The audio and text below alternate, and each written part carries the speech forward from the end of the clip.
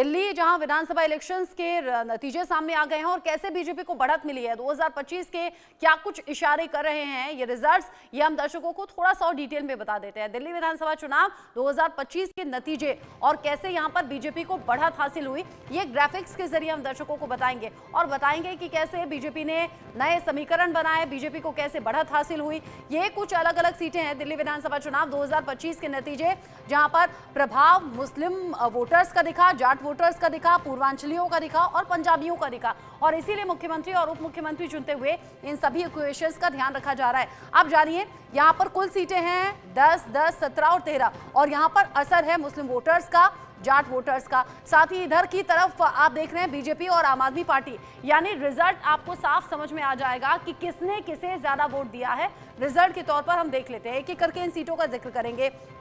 सबसे पहले मुस्लिम वोटर्स का जिक्र कर लेते हैं। 10 सीटों पर मुस्लिम वोटर्स का प्रभाव दिखा, जिसमें 2 पर सिर्फ बीजेपी जीती और 8 पर आम आदमी पार्टी ने जीत दर्ज की, और इसीलिए हमने पहले भी कहा था कि मुस्लिमों ने आम आदमी पार्टी की लाज बचा ली। फिर आगे आ जाइए, जाट वोटर्स, 10 सीटों पर पूरी तरीके से जाट वोटर्स का असर रहा, प्रभाव रहा, और ये 10 की 10 सीटें बीजेपी जीती है, जबकि एक भी सीट आम आदमी पार्टी जीत नहीं पाई, यानी कि यहाँ खाता भी नहीं खुल पाया जहां पर जाट वोटर्स का असर था।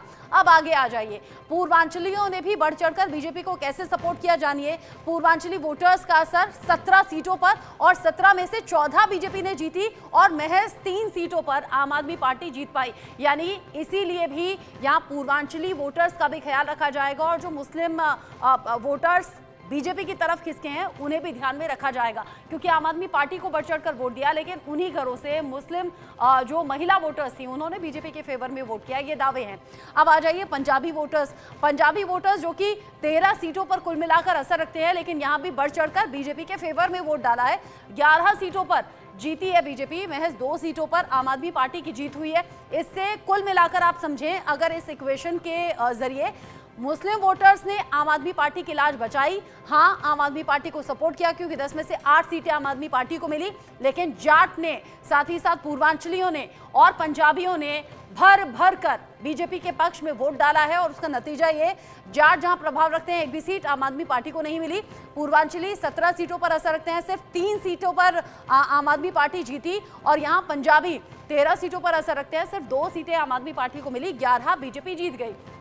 जिस तरीके से पूरे इक्वेशन सामने आए हैं, कुछ और जानकारी ग्राफिक्स के जरिए दर्शकों को हम बता देते हैं कि किसको दिल्ली की कमान अब मिलने वाली है, क्योंकि कुछ नाम है जिनको लेकर चर्चा हो रही है और इसमें और नाम ऐड होते चले जा रहे हैं वक्त के साथ साथ, लेकिन ये वो 6 बड़े नाम हैं जिनको लेकर चर्चा बहुत ज्यादा है। परवेश वर्मा है, वीरेंद्र सचदेवा है, मनोज तिवारी हैं, विजेंद्र गुप्ता हैं, मनजिंदर सिंह सिरसा हैं और मोहन विष्णु हैं। तो सवाल ये कि क्या इन 6 नामों में से ही कोई एक नाम बीजेपी चुनने वाली है, या फिर कोई और नया नाम निकलकर सामने आ जाएगा, इस पर हम बात करेंगे। मेरे साथ में खास मेहमान लगातार जुड़े हुए हैं। आलोक सर, क्या इन्हीं नामों में से कोई एक नाम जुड़ जाएगा जो लगातार चर्चा में चल रहा है, या फिर बीजेपी हमेशा की तरह कोई सरप्राइज देने वाली है, और आपका अपना तजुर्बा क्या कहता है?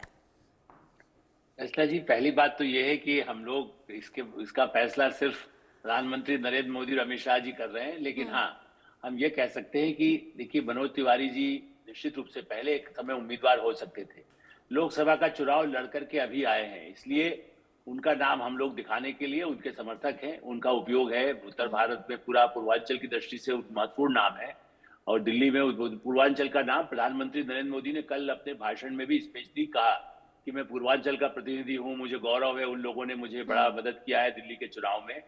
तो ये सही है कि पूर्वांचल का ध्यान तो रहेगा, लेकिन इसलिए मैं नहीं मानता कि मनोज तिवारी जी, हो सकता है केंद्रीय मंत्रिमंडल में आगे 2 महीने में जो फिर कुछ और रखे जाएंगे उसमें उनको स्थान मिले, इसलिए मनोज तिवारी मैं इसलिए मैंने वो मान रहा हूँ कि केवल लोगों को दिल बहलाने के लिए गालिब अच्छा है वो कहने के बजाय बेहतर ये है कि सही नाम, और अनुभवी व्यक्ति कई हैं, इसलिए समस्या ये नहीं है। वो उनके दिमाग में जो 2-3 नाम रहे हैं उनमें से लोग किसको का साथ लेकर चल सकते हैं।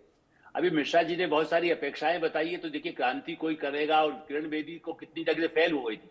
किरण बेदी एक पुलिस अधिकारी के रूप में, कोई आईएएस बन जाए, आईपीएस बन जाए तो वो तो आप गवर्नर बनाते हैं तो वो हो ही जाते हैं, लेकिन मुझे इसके लिए इस बात को मैं, हाँ पढ़ा लिखा हो सकता है, आईएएस आकर के और काम करने लगे, वो कहीं मंत्री बन जाए, उसके बाद अनुभव हो जाए। है अश्विनी वैष्णव जी भी अधिकारी रह करके मंत्री बने हैं, केंद्रीय मंत्री में, राज्यसभा में आ सकते हैं। तो इसलिए मेरा ऐसा मानना है कि ये सब बातें, जयशंकर का एग्जाम्पल लीजिए जो आईएएस हाँ, में बेहतरीन परफॉर्मेंस, नहीं तो इसलिए वो विदेश मंत्रालय का काम है। एग्जाम्पल लीजिए, मिश्रा जी, आईएएस में बेहतरीन एग्जाम्पल।